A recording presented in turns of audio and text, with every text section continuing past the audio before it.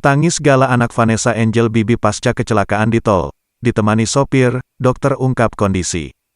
Gala Sky Andriansyah menangis di rumah sakit pasca mengalami kecelakaan yang menewaskan ibu dan ayahnya, Vanessa Angel dan Bibi Ardiansyah di tol Jombang Mojokerto, KM 672400A, Kamis, tanggal 4 November tahun 2021.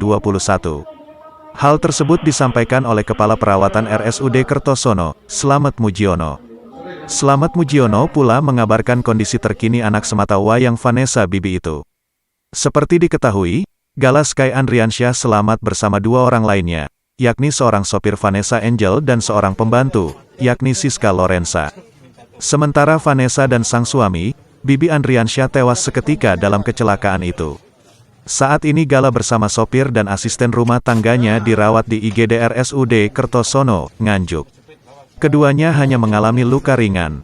Untuk Gala mengalami sedikit luka lecet di pelipisnya. Hanya anaknya yang nangis dan ditungguin korban laki-laki yang kondisinya sehat, sopir Vanessa, kata Slamet Mujiono di depan IGD RSUD Kertosono Nganjuk, Kamis, tanggal 4 November tahun 2021.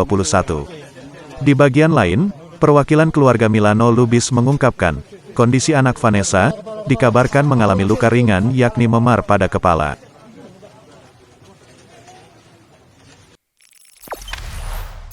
Jangan lupa subscribe, share, komen, dan like ya!